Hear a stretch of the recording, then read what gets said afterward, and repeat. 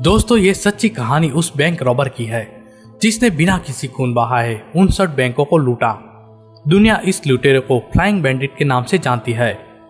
Film की शुरुआत में हम गिलबर्ट को देखते हैं जो कि कोर्ट में खड़ा है।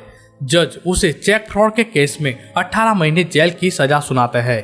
हालांकि कुछ ही महीनों में गिलबर्ट जेल से भाग जाता है और बॉर्डर पार करके कनाडा में आ जाता है।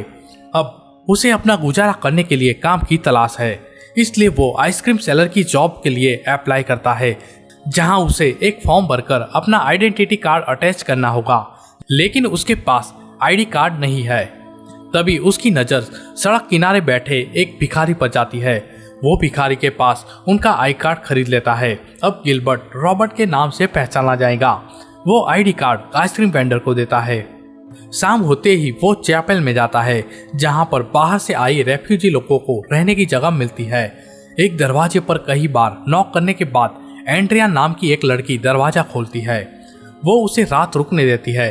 अगले दिन से गिलबर्ट आइसक्रीम बेचना शुरू कर देता है, जिससे कुछ कमाई होने लगती है। हालांकि किस्मत उसके साथ नहीं है। वो आइसक्रीम की कंपनी दिवालिया हो जाती है।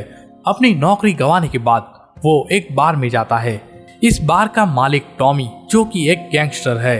टॉमी पुलिस के निशाने पर है, लेकिन पुलिस के पास कुछ ठोस सबूत नहीं है, इसलिए वे टॉमी को पकड़ नहीं पा रहे। बार से निकलते वक्त गिलबर्ट की मुलाकात पुलिस अफसर स्नाइड से होती है। वो टॉमी पर निगरानी रखने के लिए बार में आया है। घर पर वापस आके गिलबर्ट एंड्रिया से मिलता है और उसे डेट पर आने के लिए कहता है। उन दोनों को प्यार हो जाता है। कुछ महीने के बाद वे शादी कर लेते हैं। एक दिन शाम जब गिलबर्ट घर लौटता है, तब वो अखबार में एक खबर पढ़ता है जिसमें लिखा है कि अमेरिकन सरकार उसे पकड़ने की कोशिश कर रही है। गिलबर्ट टेंशन में आ जाता है। वो इसके बारे में एंड्रिया से बात करना चाहता है। कुछ दिन के बाद एंड्रिया को पता चलता है कि वो प्रेग्नेंट है। वो गिलबर्ट को ये खुशखबरी देना चाहती है, लेकिन जब गिलबर्ट उसे बताता है कि वो बिजनेस के सिलसिले में कुछ दिन शहर से बाहर जा रहा है, तो एंड्रिया उसे प्रेगनेंसी के बारे में नहीं बताती। अब गिलबर्ट वैनकूवर आता है, लेकिन वो सिर्फ पुलिस से बचने के लिए यहाँ आया है। साथ ही उसे जॉब भी ढूंढनी है। वो कई जगह पर जॉब के लिए अप्लाई करता है, लेकिन उसे कहीं जॉब नहीं मिलती। तभी उसे एक व्हीकल दिखता है जिसमें बैंक का पैसा ट्रांसफर किया जा रहा है, जिसे देख गिलबर्ट के दिमाग में एक आइडिया आता है। वो एंड्रिया को फोन करता है और एंड्रिया उसे बताती है कि वो प्रेग्नेंट है, जिसके बाद गिलबर्ट अपने आइडिया को अंजाम देने के लिए और भी श्योर हो जाता है। वो बैंक में जाता है और पूरे एरिया को ऑब्जर्व करता है। कैमरे की लोकेशन, सिक्योरिटी गार्ड की संख्या, सब कुछ जान लेता है। अब गिलबर्ट एक स्टोर में जाता है, जहां वो अपनी पहचान स्ट्रगलिंग एक्टर के तौर पर देता है और ऑडिशन के लिए कुछ कपड़े किराए पर लेता है। वो सिक्योरिटी इंचार्ज के रूप में बैंक में आकर सीधा बैंक मैनेजर के पास जाता है और मैनेजर से सिक्योरिटी को लेकर पूछताछ करता है। वो कैमरे सर्वर रूम में भी जाता है। पर्याप्त जानकारी इकट्ठा करने के बाद वो अपनी आवाज बदलकर फोन करता है और सिक्योरिटी गार्ड्स ड्यूटी पर आए इससे पहले ही उसे निकाल देता है। इतना ही नहीं, वो सिलिकॉन स्किन बनाना और इसका इस्तेमाल कैसे करना है वो भी सीख रहा है। इसी दौरान वो एक सिलिकॉन की नाक चुरा लेता है। रॉबरी के दिन वो अपना हुलिया चेंज करता है। गिलबर्ट ने रॉयल एस्टेट बैंक में पहली रॉबरी करने का फैसला किया है। वो सीधा कैशियर जेसिका के टेबल पर जाता है। उसे एक कागज का टुकड़ा दिखाता है जिस पर लिखा है चिल्लाना मत। वो अपने कोट की जेब में रखी बंदूक की ओर इशारा करते हुए जेसिका को ड्रॉवर में रखे सारे पैसे देने के लिए कहता है। जेसिका डर जाती है और सारे पैसे निकालकर उसे दे देती है, लेकिन गिलबर्ट के पास पैसे रखने के लिए कुछ भी नहीं है, इसलिए जेसिका उसे अपने पर्स में पैसे रखकर दे देती है। तभी गिलबर्ट की सिलिकॉन की नाक निकलने लगती है। वो तुरंत उसे ठीक करता है। अपना काम पूरा करने के बाद वो उधार के कपड़े वापस करने जाता है। वो बाथरूम में कपड़े चेंज करता है और पैसे सूटकेस में रखता है। गिलबर्ट तुरंत एयरपोर्ट जाता है, लेकिन वहाँ उसे एक प्रॉब्लम आता है। एयरपोर्ट पर उसे एक्सरे मशीन से गुजरना होगा, जिससे पैसों के बारे में पता चल जाएगा। इसलिए वो कुछ पैसे अपने अंडरवेयर में रखता है और इंस्पेक्शन के लिए वापस आता है। लेकिन एयरपोर्ट पर सभी डोमेस्टिक फ्लाइट्स के पैसेंजर का एक्सरे चेक नहीं होता। वो वापस आके एंड्रिया से मिलता है। वे नए घर में शिफ्ट होते हैं। गिलबर्ट फिर से अपनी जॉब के बारे में झूठ बोलता है। वो कहता है कि बिजनेस में ज्यादा मुनाफा हुआ है, इसलिए वे नए घर में शिफ्ट हुए हैं। वही पुलिस उन लोगों की पूछताछ कर रही है जो लूट के शिकार हुए हैं। डिटेक्टिव हॉफमैन को लगता है कि ये सब लूट गैंगस्टर टॉमी कर रहा है। स्नाइड्स टॉमी को अरेस्ट करने के लिए परमिशन मांगता है, लेकिन उसे नहीं मिलती। इसलिए वे दोनों टॉमी के खिलाफ सबूत ढूंढने के लिए जाते हैं। वही हम गिलबर्ट को देखते हैं, जिसे बड़ी रॉबरी को अंजाम देने के लिए पैसों की जरूरत है। वो टॉमी से डील करने के लिए उसके बार में आता है। गिलबर्ट टॉमी को सड़क के सामने वाली बैंक दिखाता है और उसे कहता है कि वो 30 मिनट में बैंक लूट लेगा। अगर उसने बैंक लूट लिया तो वो टॉमी को पैसे उधार देगा और 5 महीने में ब्याज के साथ वापस भुगतान करेगा। फिर वो बैंक में जाने से पहले एक कंस्ट्रक्शन वर्कर का वेश धारण करता है। कुछ ही देर में वो बैंक के पिछले दरवाजे से पैसों के साथ बाहर आता है। यह देखकर टॉमी उससे काफी इम्प्रेस होता है। गिलबर्ट की रॉबरी की लिस्ट लंबी होती जा रही है। खुद को अलग अलग रूप में छिपाकर वो एक ही तरह के कई बैंकों को लूट रहा है। वो एक शहर से दूसरे शहर जाने के लिए हमेशा डोमेस्टिक फ्लाइट का इस्तेमाल करता है, जिसे गिलबर्ट को फ्लाइंग बैंडिट के नाम से जाना जाता है, जो अब तक 36 बैंकों को लूट चुका है। गिलबर्ट के पास खूब पैसे आते हैं, जिसका इस्तेमाल वो कार और बाकी लग्जरी चीजें खरीदने के लिए करता है। वो अपनी रॉबरी का कुछ हिस्सा एक तिजोरी में रखता है। 5 महीने में गिलबर्ट टॉमी का कर्जा चुका देता है। तभी टॉमी उसे एक ज्वेलरी स्टोर लूटने का ऑफर देता है। वही दूसरी ओर स्नाइड्स को उसके सीनियर से टॉमी के खिलाफ सीक्रेट ऑपरेशन करने की परमिशन मिल जाती है। स्नाइड्स इस ऑपरेशन को प्रोजेक्ट कैफीन नाम देता है, जिसके बाद वे टॉमी की हर मूवमेंट के साथ साथ उसके साथ डील करने वाले हर एक आदमी पर नजर रखना शुरू कर देते हैं। टॉमी के खास आदमी बिशप और डेव उनके पहले टारगेट है। इनके बाद गिलबर्ट भी पुलिस की सर्वेलेंस पर आ जाता है, लेकिन पुलिस को मालूम नहीं है कि गिलबर्ट कौन है। गिलबर्ट अपने घर आता है, जो उसके कमरे में एंड्रिया को देखकर चौंक जाता है। बिस्तर पर पैसों का ढेर लगा है। एंड्रिया पूछती है कि इतने पैसे कहां से आए। गिलबर्ट कहता है कि उसने बैंक लूटकर यह पैसा इकट्ठा किया है। एंड्रिया इस बात को नहीं मानती। फिर वो इसे साबित करने के लिए कहती है कि वो किसी को नुकसान पहुंचाए बिना रॉबरी कैसे करता है। इसलिए अगली सुबह वो फिर से बैंक लूटने जाता है और एंड्रिया उसे कार में बैठकर देखती है। जब गिलबर्ट बैंक लूटकर वापस आता है तो एंड्रिया उसकी स्किल देखकर काफी इम्प्रेस होती है। कुछ देर बाद गिलबर्ट लूटा हुआ पैसा लेकर कार में आता है। वे दोनों घर जाते हैं और एंड्रिया गिलबर्ट से कुछ चीजों के बारे में वादा करने के लिए कहती है। वो कहती है कि तुम कभी भी पकड़े नहीं जाओगे और यह काम जल्दी से छोड़ दोगे। अगले सीन में हम देखते हैं कि टॉमी के बार पर निगरानी रखी जा रही है।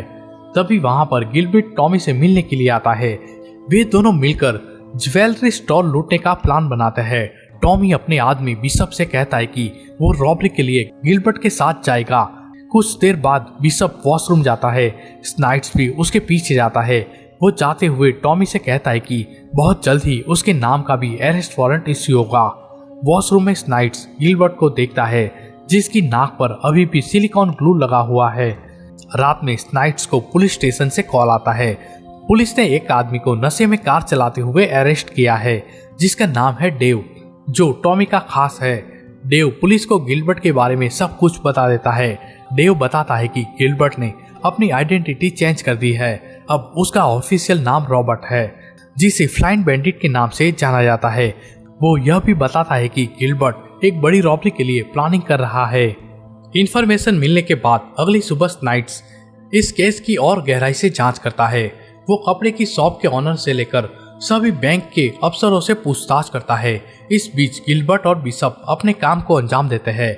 वे कैमरा टेक्नीशियन का भेष बनाकर जाते हैं, लेकिन उन्हें मालूम नहीं है कि उन पर कुछ पुलिस वालों की नजर है। मौका मिलते ही गिलबर्ट ज्वेलर के ऑनर से सभी ज्वेलरी को बैंक पे रखने के लिए कहता है। बिशप की नजर दरवाजे पर है, जो देखता है कि स्नाइड्स ज्वेलरी शॉप की ओर आ रहा है। वे तुरंत दूसरे रास्ते से भाग जाते हैं। हालांकि बिशप का हथियार वही छूट जाता है, जो पुलिस द्वारा सबूत के तौर पर इस्तेमाल किया जाएगा। पुलिस उन दोनों का लगातार पीछा कर रही है। उनकी किस्मत अच्छी थी कि उन्होंने जो यूनिफॉर्म पहना था वो और भी कई लोगों ने पहन रखा था, जिससे पुलिस कंफ्यूज हो जाती है। इसलिए स्नाइड्स फायर अलार्म बजा देता है, जिससे मॉल में मौजूद सभी लोग बाहर भागने लगते हैं। तभी स्नाइड्स को वो दोनों दिखाई देते हैं। वो अपने आदमियों को पीछा करने के लिए कहता है, लेकिन गिलबर्ट और बिशप पीछे के रास्ते से भाग जाते हैं। अगली सुबह गिलबर्ट एंड्रिया को तुरंत सारा सामान पैक करने के लिए कहता है क्योंकि वे शहर छोड़ रहे हैं। वही बिशप टॉमी के बार में वापिस आ जाता है। गिलबर्ट घर आकर देखता है कि एंड्रिया को लेबर पेन शुरू हो चुका है, इसलिए वो उसे तुरंत अस्पताल ले जाता है। एंड्रिया बच्चे को जन्म देती है। इसी दौरान पुलिस गिलबर्ट के घर पर छापा मारती है, हालांकि घर में कुछ भी नहीं है। पुलिस से बचने के लिए गिलबर्ट अपनी फैमिली के साथ टॉमी के दूसरे घर पर रहने के लिए चला जाता है। वही पुलिस उस हथियार की जांच कर रही है जो ज्वेलरी स्टोर में मिला था। गिलबर्ट अपने बच्चे की देखभाल कर रहा है। 2 साल बीत जाता है और एंड्रिया फिर से प्रेग्नेंट है। टॉमी उसे मिलने आता है। वो गिलबर्ट को अपने अगले प्लान के बारे में पूछता है, लेकिन गिलबर्ट मना कर देता है। टॉमी के जाने के बाद गिलबर्ट अपनी सेविंग्स देखता है और पता चलता है कि उसका पैसा खत्म हो रहा है। एंड्रिया भी उसे फिर से लूट करने से मना कर देती है। अगले दिन जब एंड्रिया सो रही है तब गिलबर्ट उसके नाम एक लेटर छोड़कर चला जाता है जिसमें एक लोकेशन लिखा है। जब एंड्रिया जागती है तो तब उसे पता चलता है कि गिलबर्ट कहीं चला गया है। घर में कई बार फोन की घंटी बजती है। एंड्रिया फोन रिसीव करती है। सामने स्नाइड्स है जो पूछता है कि तुम्हारा पति कहाँ है। एंड्रिया कहती है कि वो घर पर नहीं है।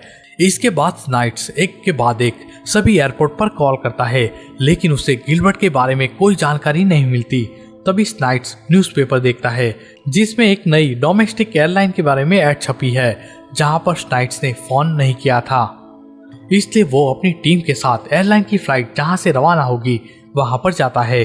वही गिलबर्ट एक होटल के कमरे में अपने प्लान पर काम कर रहा है। तभी उसे एंड्रिया का फोन आता है। वो फिर से अपने प्लान के बारे में एंड्रिया से झूठ बोलता है और उसे शाम 5 बजे एयरपोर्ट बुलाता है। गिलबर्ट अपनी आखिरी रॉबरी करने के लिए एक बैंक में जाता है। वो बैंक से सूटकेस में पैसे लेकर बाहर आता है। बाहर भी कई लोगों ने ऐसे ही कपड़े पहन रखे हैं। इसके चलते पुलिस गिलबर्ट को नहीं पकड़ पाती। गिलबर्ट वहां से निकलकर टैक्सी ढूंढता है। तभी वो देखता है कि पुलिस किसी और आदमी से पूछताछ कर रही है।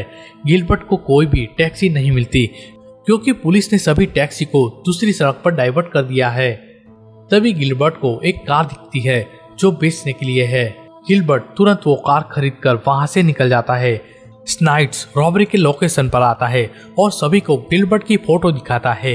एक पुलिस अफसर कहता है कि उसने गिलबर्ट को कार में भागते हुए देखा है। गिलबर्ट एयरपोर्ट पहुंचता है और सिक्योरिटी चेक से गुजरता है। हालांकि स्नाइड्स ने पहले से ही एयरपोर्ट पर गिलबर्ट की तस्वीर भेज दी थी।